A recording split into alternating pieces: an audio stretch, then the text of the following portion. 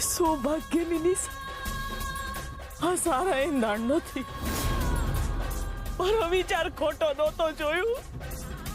પદ્મા, એ પદ્મા. હા ભાભી. પદ્મા બંગડી તૂટી ગઈ. તમે બહાર આવો, બહાર આવો, રડો માં. શાંત થઈ જાવ તમે. બેહો આયા, બેહો પહેલા. અરે રે, ઓહો, હા સાચું. એક વાત તો નિશ્ચિત રહેજે કૌશલ્યા કે રુદ્ર ફક્ત તારો જ દીકરો છે અને તારો જ રહેશે. કૌશલ્યા, તારા જેવો આ સંસારમાં બીજું કોઈ નથી. અનુરાધા તો શું, બીજું કોઈ પણ નહીં લઈ શકે, કોઈ નહીં. હે ભગવાન. ભાભી, આને તો અપશકન જ કહેવાય, ઘોર પાપ. મમ્મી શું કઈ પણ બોલે છે તું? થોડું સમજી વિચારીને તો બોલ. એક બંગડી જ તૂટી છે ને, માર્કેટથી નવી લાવી દઈશું.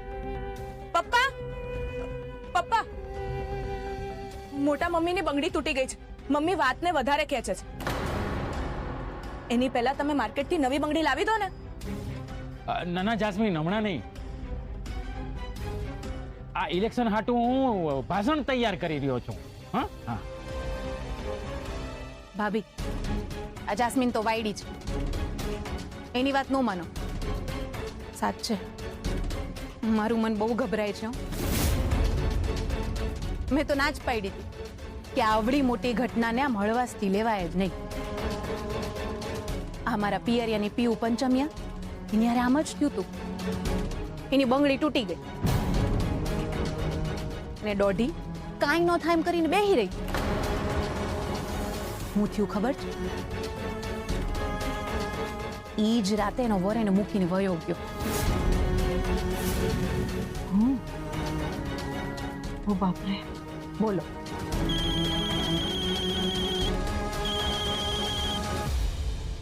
હલો હલો બાપુ. હલો બેટા રુદ્ર. અહીંયા જે કામ કરવા માટે આવ્યો હતો ને, આજે કામ શરૂ કરવાનો કાગળ મળી ગયો. શું વાત કરે છે? હા, આ તો બહુ સારા સમાચાર છે. કહું છું, સાંભળ્યું? આપણા દત્તુને પહેલી સફળતા મળી ગઈ છે. એ જે કામ માટે ગયો હતો ને, એ કામ માટેનો એને લેટર મળી ગયો છે. હે ભગવાન. હવે મારો દીકરો નોકરી કરશે. એ કૌશલ્યા, લે લે વાત કર તારા દત્તુ હારે. Hello hello hello. દત્તુ, માડી. દત્તુ નોકરી મળી ગઈ, કાગળિયું મળી ગયું ને? હા. બહુ સારું કહેવાય બેટા. જીવતો રે દીકરા. ભગવાન તને ખૂબ સફળતા આપે. હો, તું હવે ઘરે પાછો ક્યારે આવીશ? બસ આ લગન પતશે એટલે આવી જઈશ. પછી બજરંગબલીની પૂજા કરશું. હા હા, તું જે કહીશ ને એ બધું કરશું આપણે ભેગા મળીને. હા, ભગવાન તને ખૂબ સફળતા આપે બેટા. તું જે ધારે ને તારે એ બધા કામ પાર પડે. તું તારું ધ્યાન રાખજે હે દીકરા. સુખી થાજે. હા માડી, તારું ધ્યાન રાખજો. ફોન મૂકું છું. હા હા, જા વાંધો નહીં. હા, તાર ધ્યાન રાખજે બેટા. હા માડી.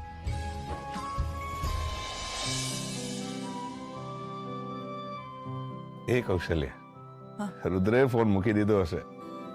હા હા હા. દત્તુને જાજી ચિંતા ના કર. બે આખો પરિવાર ઘેલો છે, ઘેલો. અને એમાંય મારો વર કઈ ઓછો નથી. મેં તો ના જ પાડી હતી કે મોટા ભાઈની પાછળ આમ ઘેલું ન થવાય, પણ મારું તો સાંભળે છે જ કોણ?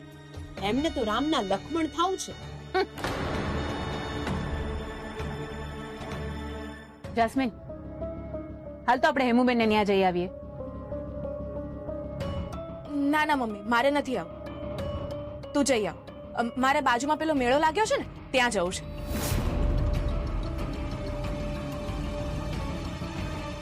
મોટા મમ્મી, હાલો તમે રૂમમાં જઈને આરામ કરો. કરો, બધાય મન મરજીનું કરો આ ઘરમાં. મારો સાથ તો કોઈ દેવાનું નથી. હું તો એકલી જ છું ને.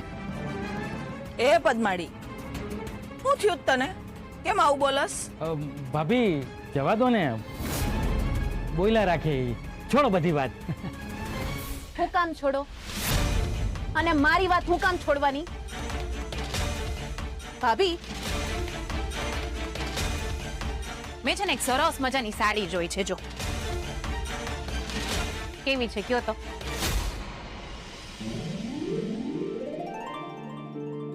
હાલે લે, આ તો બહુ સારી છે. પણ પદ્મા, તું ને હું આવી સાડી પહેરીને ક્યાં જવાના હતા હવે? આ છોકરીઓ વાટું લેવી હોય તો લેવાય. નો લેવાય, આપણાથી નો લેવાય ભાભી. હું કામ નો લેવાય? કેમ આવું કરસ? આ છોકરીઓના લગ્ન લેવાના આવશે, ઈ ટાણે આણું ભરવા ને કારવા આવી જ સાડીઓ લેશું ને આપણે. બોલવું સહેલું છે ભાભી. આ એક સાડી 22,000 ની છે. હાય, 22,000 ની છે આ સાડી? હા, અમે લઈ હૈકા હોત. જો મોટા ભાઈએ તમારી જેમ બીજા કરતા પહેલા ઘરની દીકરીઓનો વિચાર કર્યો હોત ને તો. આ હું બોલસ તું?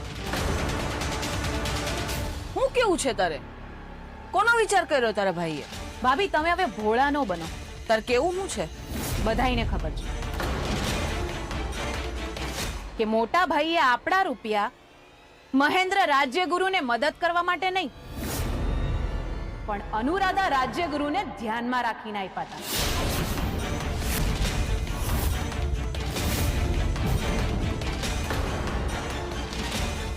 આમ બધાય મને હું જોઈ રહ્યા છો?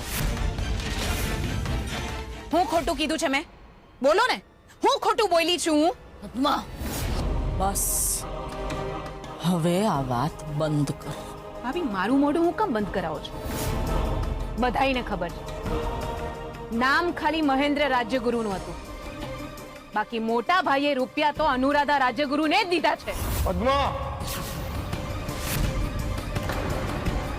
મોટા ભાઈ, તમે તમારા ભાઈબંધ કરતા પહેલા એકવાર જો તમારા ભાઈનો વિચાર કર્યો હોત ને તો મારે આજે આવું બધું બોલવું ન પડત. તમે પારકાને આમ લાણી કરતા ફરશો તો પછી અમારા હાથમાં શું આવશે? અને તમે તમારા ભાગનું દઈ દ્યો ને. મેં તો ના જ પાડી હતી કે હું ક્યારે એમાં વાંધો નહીં ઉપાડું, પણ તમે તો ઘરના બધાય રૂપિયા આમ ઉડાડી નાખશો તો પછી અમારું શું થશે? અને અમે કઈ થોડી તમારી પાસે ભાગ માંગી શકવાના હતા. પદ્મા, આ બધું બોલીને તું ભાગ જ માંગી રહી છે. તો તમે એમ જ સમજો ભાભી, અમારી દીકરી છે, અમારે એના લગ્ન કરવાના છે. મોટા ભાઈ ગામને લાણી કરીને બધાય ફદિયા હવા કરી નાખશે તો પછી હું લગ્ન ટાણે અમારે ગામવાળાઓની અમે ભીખ માંગવા નીકળવાનું? પુરોહિત પરિવારના કોઈ પણ સદસ્યએ ક્યાંય ભીખ માંગવા નહીં જવું પડે, સમજી તું? મારી જાસ્મીનના લગ્ન માટે તને પૈસા મળી જશે. બોલ, કેટલા પૈસા જોઈએ તને જેથી તારા જીવને ધરપત થાય? બોલ, કેટલા પૈસા જોઈએ?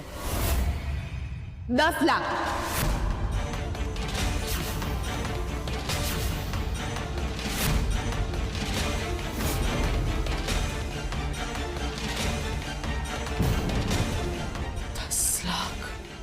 શું થયું ભાભી? મગજ બેર મારી ગયું? હદિયાની વાત આવે ને ત્યારે આમ જ થાય. લાવો, આપો, દિયો અમને અમારા 10 લાખ જાસ્મીનના લગ્ન માટે. Mummy please. પદ્મા, ભાઈ ભાભી હારે આ રીતે વાત નહીં કર. હાલ મારી હારે. મળી જાય તને, તારા 10 લાખ મળી જાય. પદ્મા, મારા મંગળસૂત્રના સમ ખાઈને કહું છું, જાસ્મીનના લગ્ન આટું 10 લાખ જોઈએ છે ને તને? ઈ તારા 10 લાખ રૂપિયા તને મળી જાય. કૌશલ્યા,